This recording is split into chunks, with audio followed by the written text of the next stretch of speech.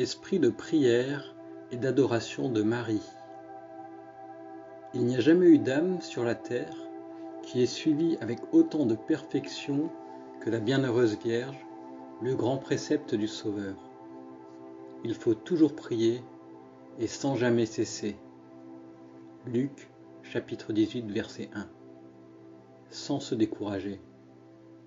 Personne ne pourrait mieux que Marie nous fournir l'exemple et nous apprendre la nécessité de la persévérance dans la prière.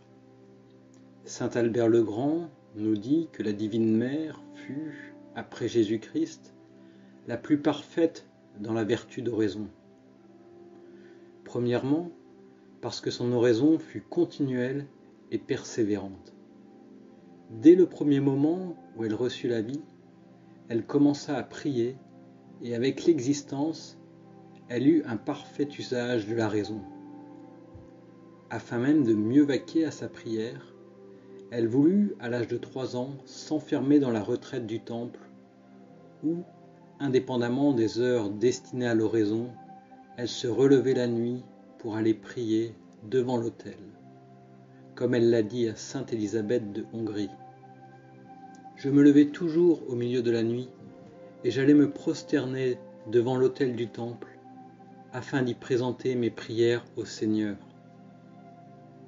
Afin de méditer toujours les peines de Jésus-Christ, dit l'abbé Odilon, elle visitait aussi le lieu de ses souffrances, les lieux consacrés par la naissance, la passion, la sépulture de son divin Fils.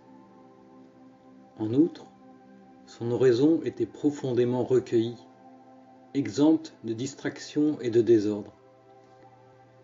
Jamais, écrit Denis le Chartreux, aucune distraction, aucune attache désordonnée, aucune occupation extérieure même ne détourna l'âme de Marie de sa contemplation. L'amour de la Sainte Vierge pour l'oraison lui en donnait tant pour la solitude qu'elle s'abstint dans le temple, dit Sainte Brigitte, de communiquer avec ses parents une fois admise dans le temple. Saint Jérôme a fait sur un texte d'Isaïe, chapitre 7, la réflexion que le mot Virgo en hébreu signifie proprement Vierge retirée, de sorte qu'en l'employant, le prophète prédisait l'amour que Marie aurait pour la solitude.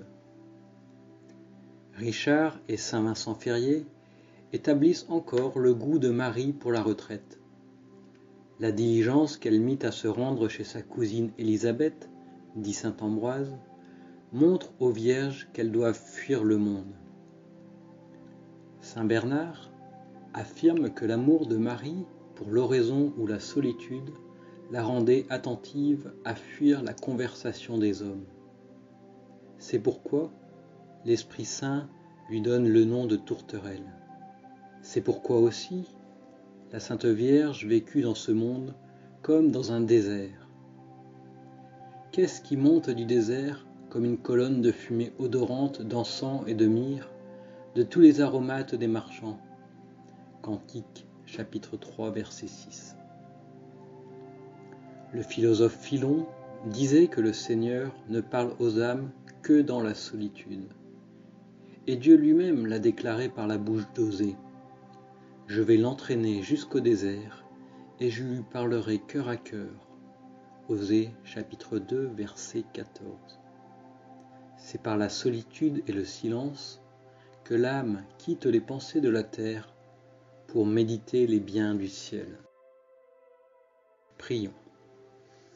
Vierge très sainte, obtiens-nous l'esprit d'oraison et de retraite, afin que, détachés de l'amour des créatures, nous puissions n'aspirer qu'à Dieu seul et au paradis, où nous espérons te voir un jour, pour y louer sans cesse et pour y aimer avec toi, ton Fils Jésus-Christ, dans les siècles des siècles.